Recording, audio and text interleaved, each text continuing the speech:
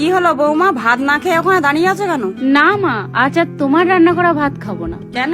কারণ তুমি পাড়ায় গিয়ে বলে বেড়াও আমার বৌমা বাড়ির কোনো কাজ করে না, আমার রান্না করা ভাত খায় আর ফোন দেখে।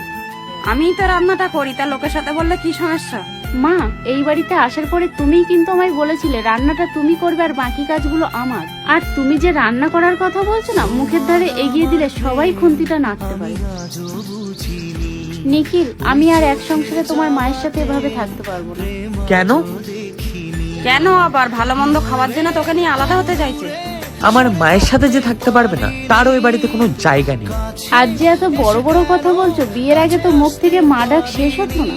বিয়ের 2 বছর হয়ে গেল, কই আমার মাকে তো একটা দিনও ফোন করে জিজ্ঞাসা করনি মা তুমি কেমন আছো। সেটা নিয়ে তো আমি কোনোদিনও কোনো প্রতিবাদ করিনি।